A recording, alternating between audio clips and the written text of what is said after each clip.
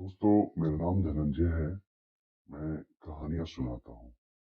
कहानियाँ देश विदेश के लेखक और लेखिकाओं द्वारा लिखी गई उनकी लोकप्रिय कहानियाँ।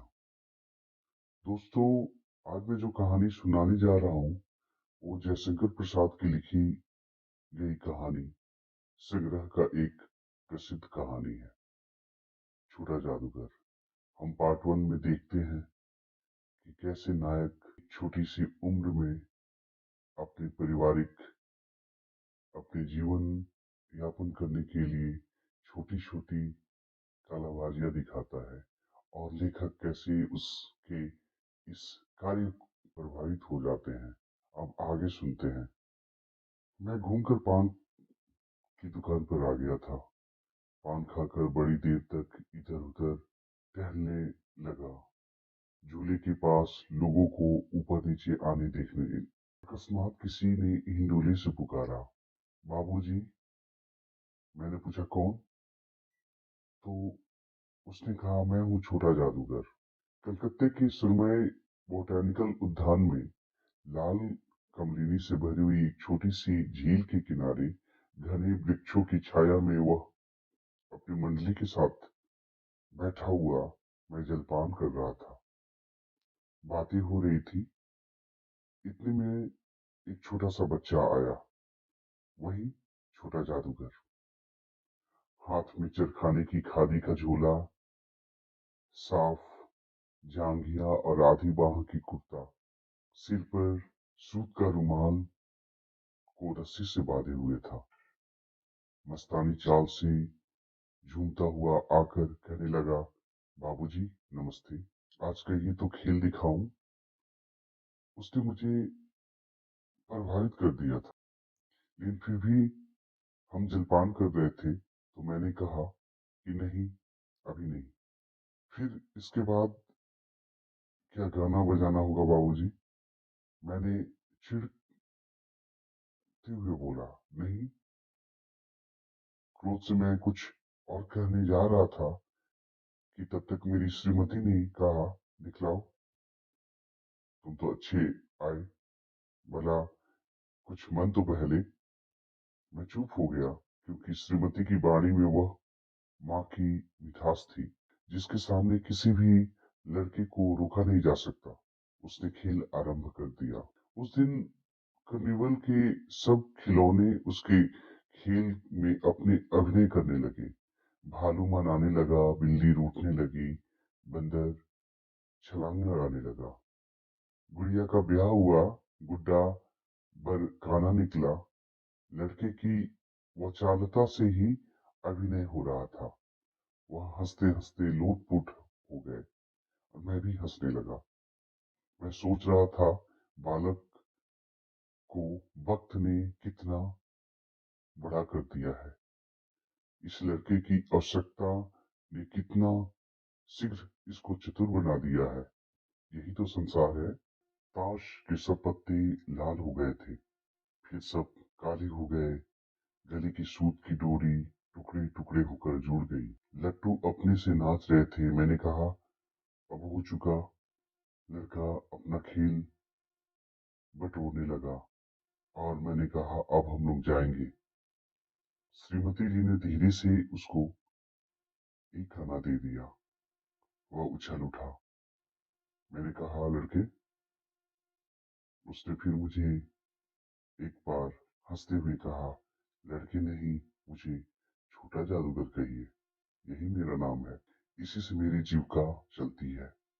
मैं कुछ बोलना ही चाहता था कि श्रीमती जी ने कहा, अच्छा, तुम इस रुपया से क्या करोगे? फिर उसने हंसते हुए कहा, पहले भरपेट मैं खाना खाऊंगा, फिर एक सूती कंबल कंबल लूंगा। मेरा क्रोध अब लौट आया था। मैंने अपने पर बहुत क्रोध होकर सोचने लगा, ओह, कितना स्वार्थी हूं ना मैं। उसके 1 रुपया पाने पर मैं ईर्ष्या करने लगा था ना। वह नमस्कार करके चला गया। हम लोग लता कुंज देखने के लिए चले चले जा रहे थे। फिर भी ना जाने मेरे मन में क्यों उसकी ख्याल आ रहा था। उस छोटे से बनावटी जंगल में संध्या शाय शाय करने लगी थी। अस्ताचलगामी सूर्य की अंतिम किरण वृक्षों की पत्तियों से विदाई ले रहा था। एक शांत वातावरण धीरे धीरे होने लगी थी। हमने धीरे धीरे मोटर से हावड़ा की ओर रह रहकर छोटा जादूगर याद आ रहा था। सचमुच वो एक झोपड़ी के पास कंबल कांधे पर डाले हुए खड़ा था। मैंने मोटर रोककर उससे पूछा, तुम यहाँ कहाँ से? उसने बड़ा उदारता से कहा, मेरी माँ यही है ना, अब उसे अस्पताल वालों ने निकाल दिया है। मैं उतर गया। उस झोपड़ी में देखा तो एक स्त्री चिथड़ों से लदी हुई कांप रही थी।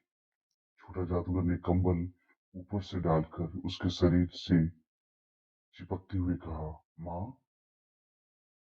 मेरी आंखों से आंसू निकल पड़े। बड़े दिन की छुट्टी भी चली थी। मुझे अपने ऑफिस में समय से पहुंचना था। कलकत्ते में सबका मन ऊब गया था। फिर भी चलते चलते एक बार उस उद्यान को देखने लगा कि इच्छा हुई साथ ही साथ जादूगर भी दिखाई पड़ जाता तो। और भी मैं उस दिन अकेले ही चल पड़ा। जल्द लौट आना था। 10 बज चुके थे।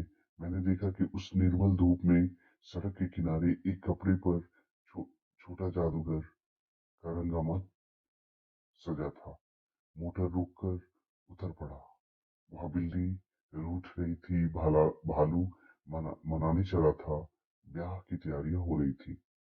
यह सब होते हुए भी जादूगर की बाड़ी में वह प्रसन्नता की तीव्र नहीं थी। जब वह औरों को हंसाने की चेष्टा कर रहा था तब यह स्वयं कांप मानो उसके रोए रो रहे हैं। मैं आश्चर्य से देख रहा था कि ना वो लड़का नहीं जो खेल दिखाता है। आज पता नहीं मुझे ऐसा लग रहा था खेल दिखाते दिखाते वह क्यों रो रहा है। खेल हो जाने पर पैसा बटोर कर उसने भीड़ में मुझे देखा। वह जैसे क्षण भर के लिए हतबत हो गया। मैंने उसकी पीठ थपथपाते हुए पूछा, आज तुम्हारा खेल जमा क्यों नहीं? उसने रोते हुए कहा, माँ ने कहा है कि आज तुरंत चले आना। मेरी घड़ी समीप है। अविचल भाव से उसने कहा, तब भी तुम खेल दिखाने चले आए? मैंने कुछ क्रोध से कहा, मनुष्य के सुख दुख का माप अपना ही साधन है। उसी के अनुपात वह तुलना करता है। उसके मुंह पर वह परिचित तिरस्कार की रेखा फूट पड़ी। उसने कहा, क्यों ना आता? और कुछ अधिक कहने में जैसे वह अपमान का अनुभव कर रहा था। क्षण भर में मुझे अपनी भूल मालूम हो गई। उसके झोली में देखा तो एक थैला था और उसके झोली को गाड़ी में फेंक कर उसे भी बैठाते हुए मैंने कहा, जल्दी चलो। मोटर वाला मेरे बताए हुए पथ पर चल दिया। कुछ ही मिनट में मैं झोपड़ी के पास पहुंचा। जादूगर दौड़कर झोपड़ी में माँ माँ पुकारते हुए घुसा। मैं भी पीछे था, किंतु स्त्री के मुंह से बेनिकल कर रह गया। उसके दुर्लभ हाथ उठकर गिर गए। जादूगर उससे लिपटकर रोने लगा। मैं स्तब्ध था।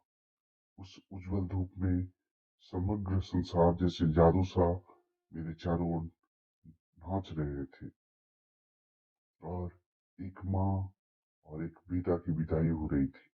यह जीवन है और जीवन एक रंगमंच है। दोस्तों, बस इतनी सी है कहानी। मैं आशा करता हूँ आपको मेरी कहानी अच्छी लगती होंगी।